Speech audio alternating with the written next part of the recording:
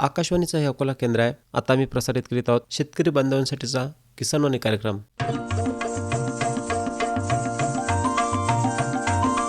किसानवाणी किसानवाणी किसानवाणी किसानवाणी हिरव्या स्वप्नांची साध्यवाणी प्रगत योगाची वेधवाणी कृषी तंत्राची ही मंत्रवाणी किसानवाणी किसानवाणी किसानवाणी किसानवाणी सफल शेतीची भाष्यवाणी पेरन काढन सांगे वाणी शेती सुखाची आधारवाणी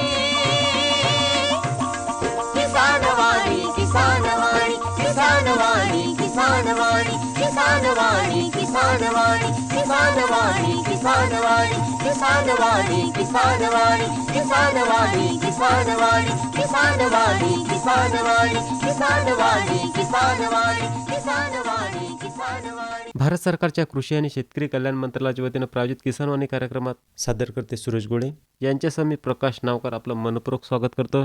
बंधूंनो, करायचे आपला कार्यक्रम सर नक्कीच करूया.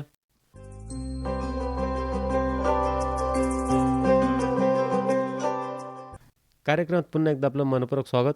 कार्यक्रमाच्या सुरुवातीला ऐकूया दैनंदिन कृषीवाणी. वाचक स्वर आहे सचिन मैसने यांचा.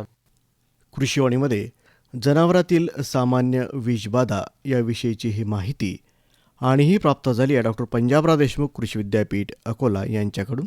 शेतकरी बंधूंनो, विदर्भ विभागातील जनावरांमध्ये प्रामुख्याने वेगवेगळ्या प्रकारच्या विषबाधा आढळून येतात. यामध्ये सायनाइडची विषबाधा, यामध्ये संकरित ज्वारीचे नवीन कोंब किंवा ज्वारी कापल्यानंतर येणारे फुटवे, यामध्ये हायड्रोसायनिक आम्ल या विषारी द्रव्याचे प्रमाण अधिक असते. हिवराच्या शेंगामध्ये हे आम्ल असते. हे आम्ल जनावराच्या पोटात गेल्यास थोड्याच अवधीत जनावरे अस्वस्थ होतात आणि त्यांचा श्वासोच्छवासात अडथळा निर्माण होतो. डोळे विस्फारून आणि फेफरे येऊन जनावरे मरण पावतात. डोळे शेंदरी रंगासारखे होणे या विषबाधेचे ओळखता येण्याची लक्षणं आहेत. पशुवैद्यकीय अधिकाऱ्यांची तात्काळ मदत घेतल्यास जनावरे वाचू शकतात. ज्वारीचे फुटवे असलेल्या शेतात जनावरांना चरण्यास अजिबात सोडू नये. ऑक्झॅलिक ॲसिडची विषबाधा, यामध्ये काही बुरशीयुक्त कडबा जनावरांच्या खाण्यात आल्यास किंवा रब्बी गहू हरभरा पिकात वाढणारे ढोरकाकडा या नावाचे तण जनावरांनी खाल्ल्यास त्यांना विषबाधा होते. या विषबाधेमुळे रक्तात कॅल्शियमची कमतरता निर्माण होते. त्यामुळे अडखळत चालणे, कुंथणे, पोटफुगी, लघवी, थेंबाथेंबाने होणे किंवा अजिबात न होणे अशी लक्षणे दिसतात. गुदद्वारापासून ते मागील 2 पायातून अंडकोशापर्यंत सूज आलेली आढळते. कॅल्शियमचे इंजेक्शन पशुवैद्यकीयामार्फत दिल्यास विषबाधेचे प्रमाण उतरते. 1 किलो कळीचा चुना 10 लिटर पाण्यात काही वेळ ठेवून तयार झालेली चुन्याची निवडी 1 लिटर दर 8 तासांनी पाजल्यास ही विषबाधा कमी होते. बुरशीयुक्त कडबा अथवा गहू हरभऱ्यातील उपटून टाकलेले तण जनावरांना खाण्यास देऊ नये. आताच आपण कृषीवाणीमध्ये जनावरातील सामान्य विषबाधा याविषयीची ही माहिती जाणून घेतली. वाचक स्वर सचिन मैसने यांचा, सादर करते सूराचे गोळे. आताच आपण दैनंदिनी कृषीवाणी ऐकलीत. वाचक स्वर होता सचिन मैसने यांचा. अरे अरे अरे अरे, क्या कर रहा है? इधर इधर इधर, हम बोल रहे हैं तेरे बीजू का. उतला बोल रहा है? हाँ, पक्षियों से तो हम खेत को बचा लेते हैं, पर इन घातक रसायनों से कैसे बचाएं? मतलब? देख बेटा, तू जो ये अंधाधुंध रसायन मिलाता है ना, मिट्टी की सेहत बिगड़ने लगी है.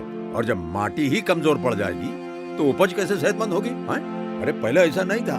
पूछना अपने बड़े बुजुर्गों से, कैसे फसल लहलहाती थी, शुद्धता झलकती थी. हाँ, माटी भी तंदुरुस्त और लोग भी. अरे अब पहली वाली बात कहाँ? पर अब तो सब यही डाले हैं. सब नहीं, आज भी लाखों जागरूक किसान परंपरागत विधि से फसल उगा रहे हैं. खर्चा कम और उपज की कीमत भी बेहतर पा रहे हैं. सच है? रे बेटे, एक्सपीरियंस से बता रहे हैं. धूप में बाल सफेद नहीं किए हैं. हाँ. ठीक है भाई, मैं भी आज से जैविक खेती शुरू करूंगा. माटी से प्रेम की परंपरा है परंपरागत खेती.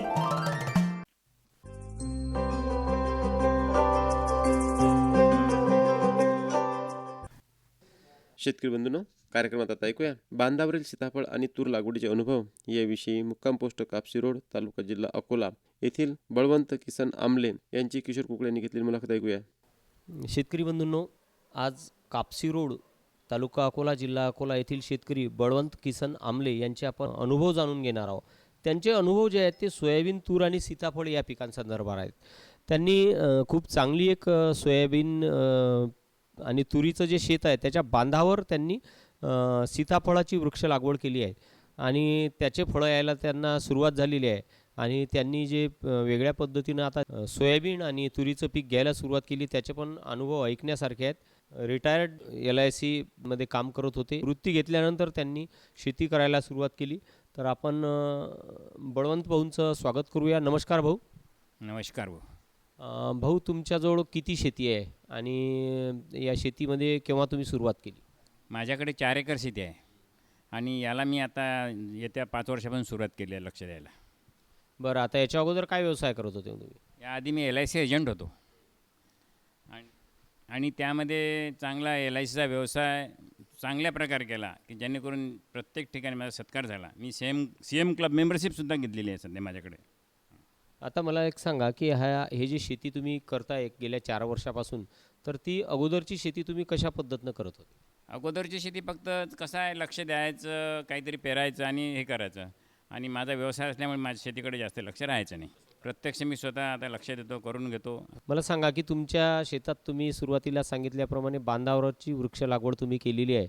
तर या बांधावरच्या वृक्ष लागवडचं तुमच्याकडे कसं आलं ते, की तुम्हाला कसं काय समजलं की आपण हे बांधावर सीताफळ लावायचं? आपल्या गावात तर सीताफळ वगैरे काही लावलेले नव्हते अगोदर. नाही, याआधी काही सीताफळ नव्हते, पण तो बांधावरचे सीताफळ लावले. त्यामुळे आमच्या ग्रामपंचायतमध्ये सर्व प्रकारचे ज्या योजना असतात त्या आधी आमचे सरपंच सर्वांना ते संबोधित करतात आणि सांगतात. इवन दौंडी देऊन सांगतात की जे कास्तकार ज्यांना काही इच्छा असेल त्यांनी बांधावर सीताफळ तुम्ही लावू शकता. ज्यांना घ्यायचे असेल त्यांनी इथे हजर राहावं ग्रामपंचायतला. बांधावर वृक्ष लागवड करताना किती शेतकऱ्यांनी तुमच्यासोबत लागवड केली? म्हणजे त्यावेळेस तुम्ही जसं सांगता की हा कार्यक्रम आमच्या गावात सामूहिक स्तरावर करण्यात आला. हो, ह्या ठिकाणी सामूहिक स्तरावर झाला. 25 ते 30 शेतकऱ्यांनी सीताफळ लागवड केलेली आहे. एकाच वेळी केली होती, तर मग काय रोप तुम्हाला या ठिकाणी भेटलं आहे? एकाच वेळेस केल्यामुळे आम्हाला ते जे 250-300 रुपये झाड होते आम्हाला 150 रुपयात मिळालं आहे पोस्टमधने. बरं, मग आता त्यावर्षी तुम्ही किती रोपं तुमच्या बांधावर लावली होती? मी 200 झाड लावले ते माझ्या बांधावर. त्यापैकी माझे 100 झाड गेलेले आहे आणि 100 झाडच राहिलेले आहे फक्त. आता किती वर्ष झाले त्या लागवडीला? त्या लागवडला जवळपास 4 वर्ष झालेले आहे. आता हे बांधावर जे सीताफळ तुम्ही 4 वर्षापूर्वी लावले होते त्याला फळं यायला सुरुवात झाली का? फळं यायला चांगली सुरुवात झालेली आहे. आत्ता मागच्या वर्षी फळं थोडे कमी लागले, यावर्षी खूप लागलेले आहे. आता या 4 वर्षात तुम्ही त्यांना जगवण्यासाठी काय काय काळजी घेतली? त्यांना जगवण्यासाठी आम्हाला त्यामध्ये ड्रिप्स टाकावं लागली की जेणेकरून उन्हाळ्यात झाड मरणार नाही. ज्यावेळेस आमचे झाड मरायला लागले त्यावेळेस आम्ही विचार केला. आधी ड्रिप टाकली नव्हती आणि ड्रिप टाकल्यामुळे आमचे ते 100 झाड चांगल्या प्रकारे जगले. आता मग यावर्षी तुम्हाला बऱ्यापैकी त्या फळांचं उत्पादन यायला सुरुवात झाली, तर मग त्याची तुम्ही विक्री मार्केटला केली का? त्याची साईज वगैरे काय झाली? मार्केटला विक्री करायच्या आधी आम्हाला विचार करावा लागेल, कारण एकाच वेळेस सर्व फळ येत नाहीत. फळाची साईज खूप चांगली आहे. 1.5 ते अर्धा किलो जवळपास फळाची साईज आहे. मग तुम्ही याची विक्री केली नाही यावर्षी? यावर्षी आम्ही विक्री केली नाही, पण पुढच्या वर्षी निश्चित करू. बरं, आता मला सांगा की हे 100 झाडं तुम्ही लावले होते, तर तुमच्या 4 एकराच्या बांधावर तर भरपूर झाडं बसले होते. आमच्या 4 एकराच्या बांधावर जवळपास 400 झाडं बसतात. फक्त मी 2च साईड लावली होती. मग आता यावर्षी तुमचं काय प्लॅनिंग आहे? यावर्षी माझं हे प्लॅनिंग आहे की 4ही साईडला सीताफळ लावायचे आणि मधातसुद्धा 1 एकराचा सीताफळाचा प्लॅन्ट आणि बाकीचा एक आंब्याचा प्लॅन्ट असे घ्यायचे. बरं, तुमची जमीन कशी आहे?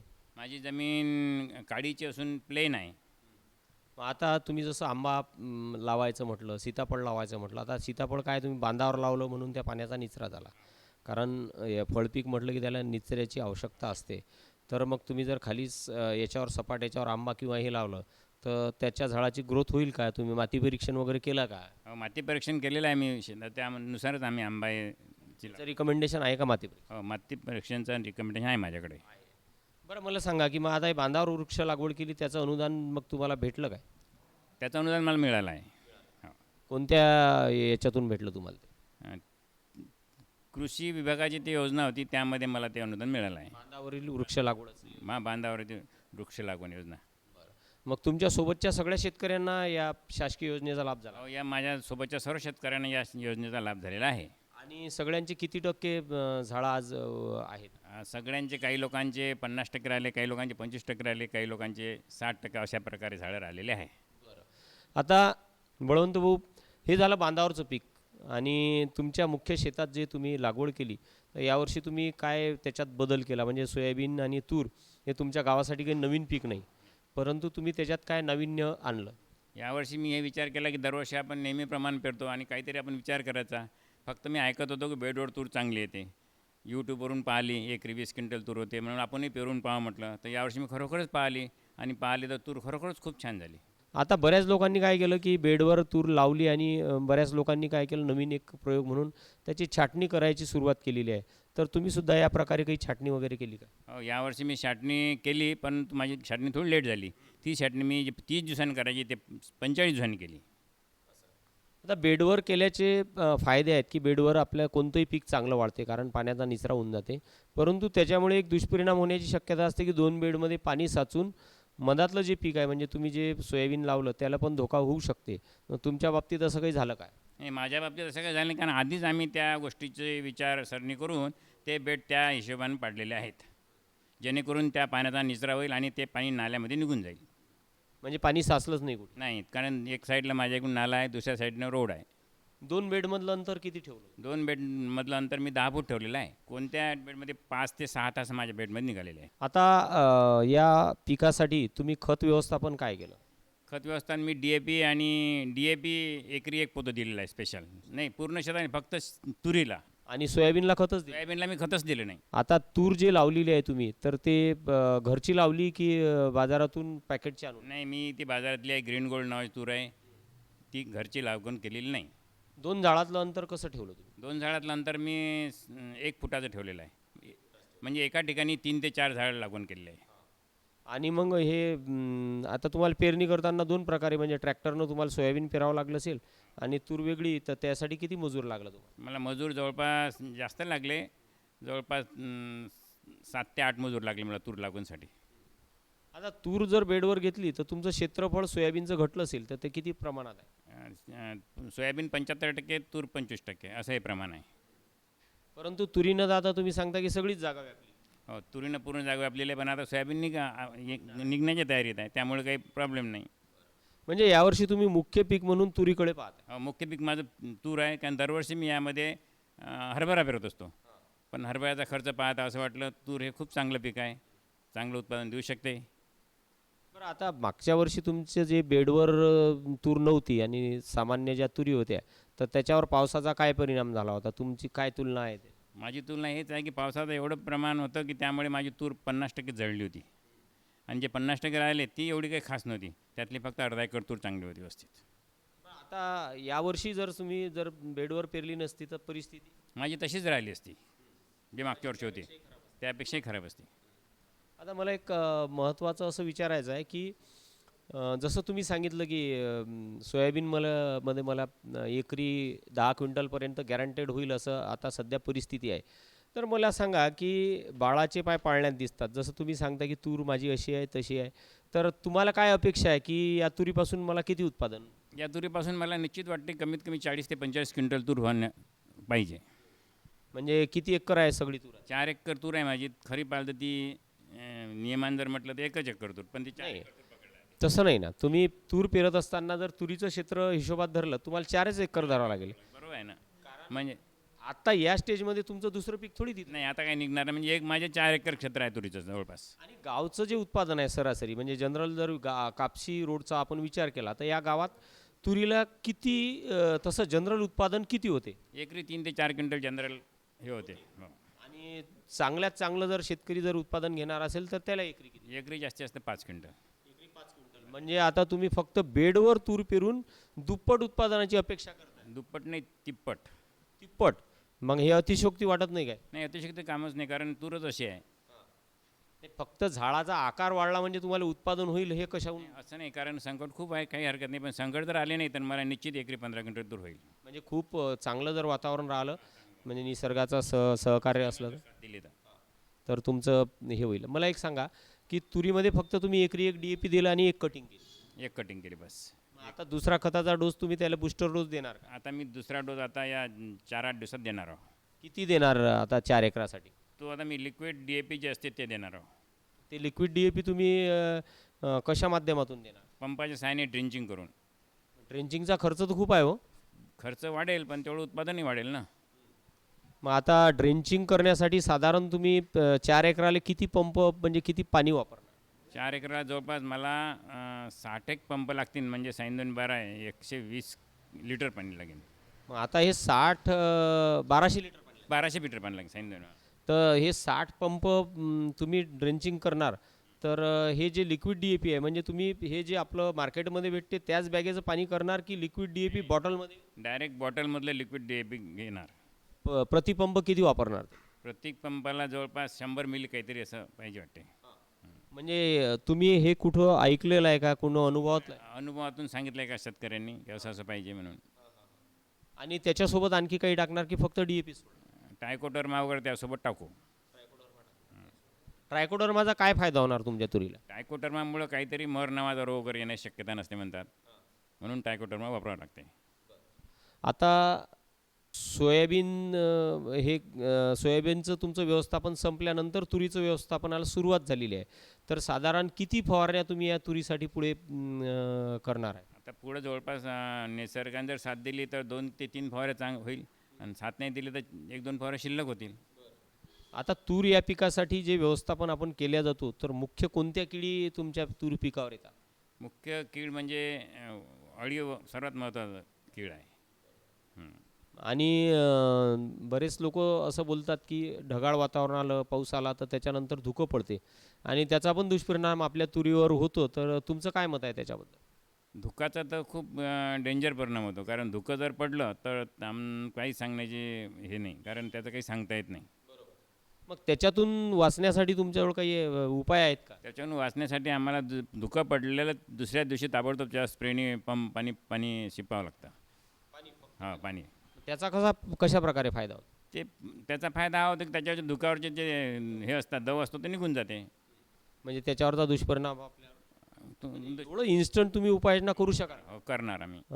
तर बळवंत भाऊ, खूप चांगले अनुभव तुम्ही सांगितले आणि तुमची जी तयारी आहे ते अगदी प्रत्येक जे संकट पुढे येऊ शकते तर त्याचा काय तोड असेल, त्याची काय उपाययोजना असेल ते तुम्ही सध्या ते करण्यासाठी सिद्ध आहात.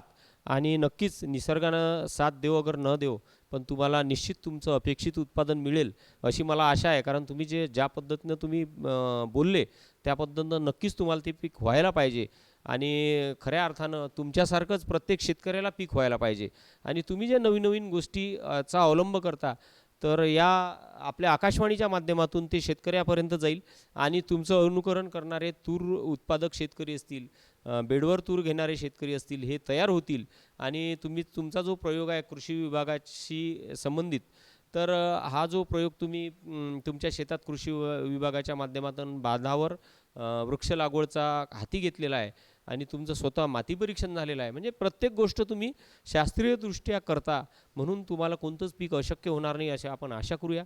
आपण ही जी आम्हाला एक महत्त्वपूर्ण मुलाखत दिली त्याबद्दल मी आकाशवाणी परिवारातर्फे आपले आभार मानतो. धन्यवाद. धन्यवाद. आताच आपण बांधावरील सीताफळ आणि तूर लागवडीचे अनुभव याविषयी मुक्काम पोस्ट कापसी रोड, तालुका जिल्हा अकोला येथील बळवंत किसन आमले यांची किशोर कुकळ्यांनी घेतली मुलाखत ऐकलीत.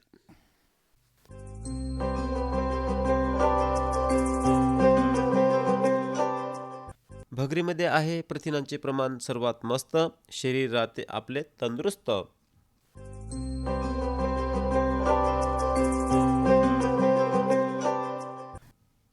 नाचणीमध्ये आहे सर्वात जास्त कॅल्शियम, राहील हाडे मजबूत तर काय करेल यम.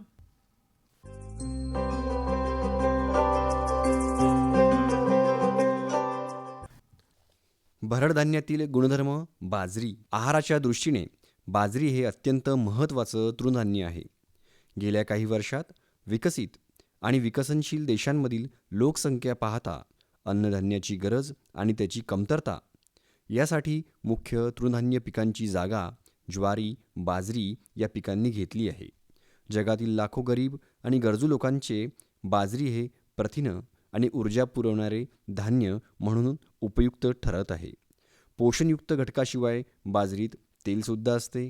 बाजरीच्या धान्यापासून मद्यनिर्मितीसुद्धा होऊ शकते. बदलत्या जीवनशैलीत शहरी भागातील ग्राहकांना उपयोगी सर्व तृणधान्य मध्ये जास्तीची ऊर्जा देणारी बाजरी असल्याने थंडीच्या दिवसात लोक बाजरी जास्त खातात. बाजरीत सल्फरयुक्त अमिनो ॲसिड असल्याने लहान मुलं आणि गर्भवती मातांसाठी बाजरी अतिशय उपयुक्त आहे. अलीकडच्या काळात बेकरीच्या पदार्थांचा आहारात मोठ्या प्रमाणावरती समावेश केल्याने लहान मुलांमध्ये बद्धकोष्ठता, पोट साफ न होणे यासारखे आजार बळावलेले दिसतात. त्याचप्रमाणे महिलांमध्ये हिमोग्लोबिनचं प्रमाण कमी होणे, आहारात गव्हाचे प्रमाण सातत्याने केल्यास ग्लुटेनची ॲलर्जी उद्भवणे अशा समस्या टाळण्यासाठी आहारात बाजरी पिकाचा वापर करणे खूप हिताचे ठरते.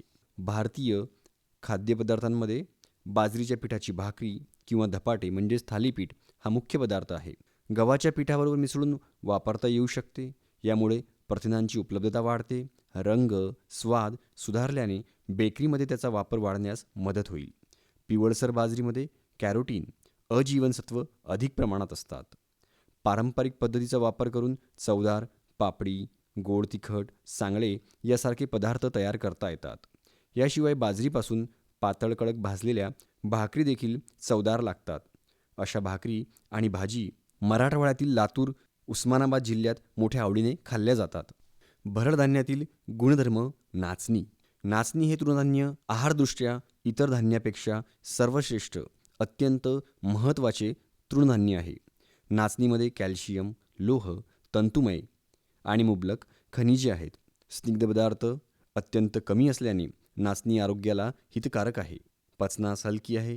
ग्लुटेन नसल्यामुळे ग्लुटेनचा त्रास असणाऱ्या लोकांना नाचणी उपयुक्त आहे. नाचणी ताकद वाढविते, पित्ताशय शमन करते, रक्तातील दोष दूर करते. नाचणी उष्ण नसून शीतल आहे.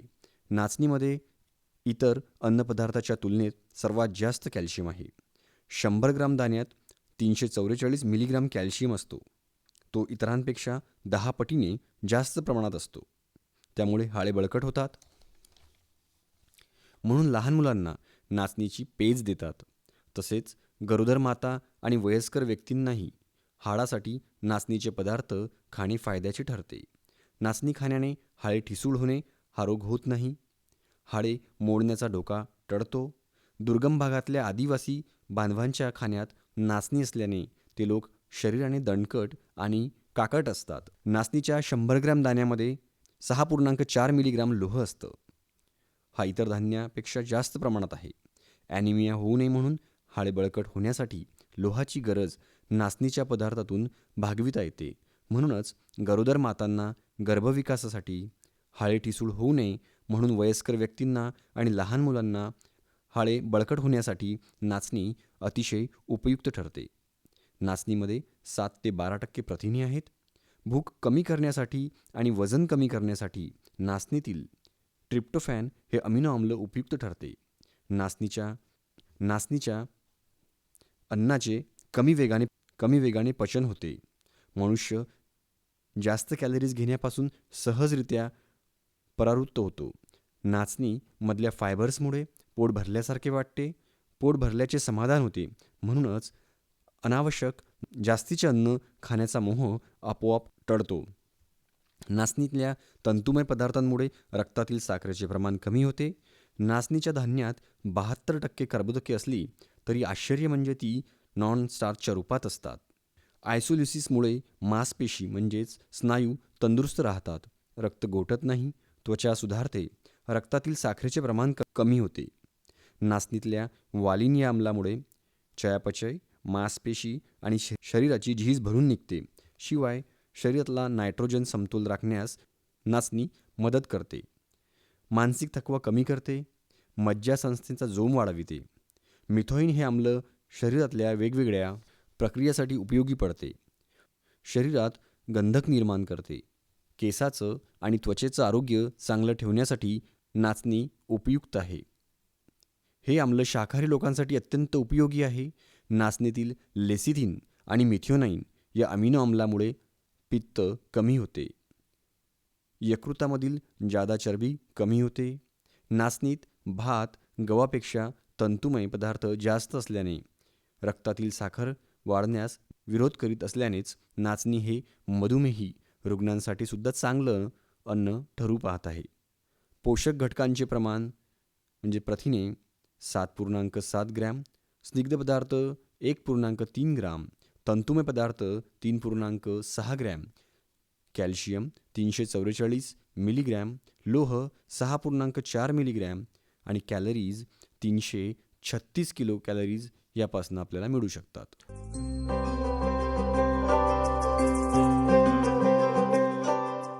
पौष्टिक तृणधान्य आहे पोषक घटकांची तिजोरी, शरीरात येणार नाही कोणत्या घटकाची कमजोरी.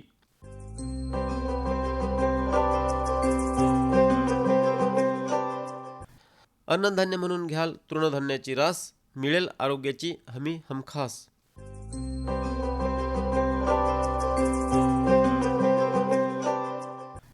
शेत तिथे पौष्टिक तृणधान्याची शेती, राही आरोग्याची चाबी हाती.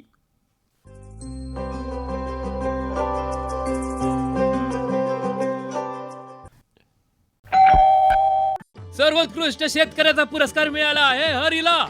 हरी आता आपल्या सर्वांना सांगतील आपल्या यशाचं रहस्य.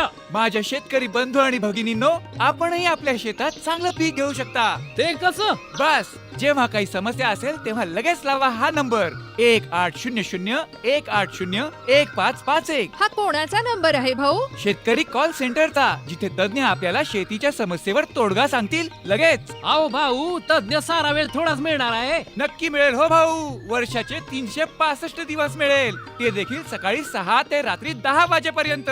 पण भाऊ, जास्त वेळ बोलू तर पैसे खूप लागतील. अजिबात पैसे नाहीत. मोबाईलनं किंवा दुसऱ्या फोननं शेतकरी कॉल सेंटरला मोफत कॉल करा. सल्ल्याचेही पैसे नाहीत. 16 आणि खरं. शेतकरी बंधूंनो, शेतीच्या समस्यांवर आपल्या भाषेत लगेच उपाय मिळवण्यासाठी भारतात कोणत्याही फोननं राष्ट्रीय हेल्पलाईन नंबर 1800-180-1551 वर मोफत संपर्क साधा. शेतकऱ्यांचा मित्र शेतकरी कॉल सेंटर. बंधूंनो, याबरोबरच आजच्या आपल्या कार्यक्रमाची सुद्धा वेळ संपली आहे. तेव्हा प्रकाश नावकारला द्या रजा. नमस्कार. आताच आपण भारत सरकारच्या कृषी आणि शेतकरी कल्याण मंत्रालयाच्या वतीने प्रायोजित किसानवाणी कार्यक्रम ऐकला. तर सादर करते ते सूरज घोळे.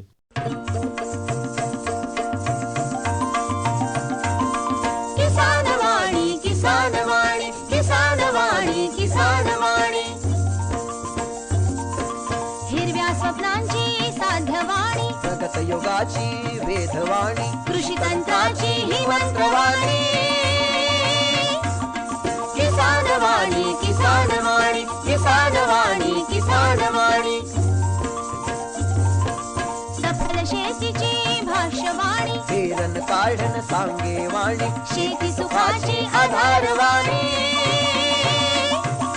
किसानवाणी किसानवाणी किसानवाणी किसानवाणी किसानवाणी किसानवाणी किसानवाणी किसानवाणी किसानवाणी किसानवाणी किसानवाणी किसानवाणी किसानवाणी किसानवाणी किसानवाणी किसानवाणी किसानवाणी किसानवाणी. आताच आपण आकाशवाणीच्या अकोला केंद्रावरून शेतकरी बांधवांसाठीचा किसानवाणी कार्यक्रम ऐकलात.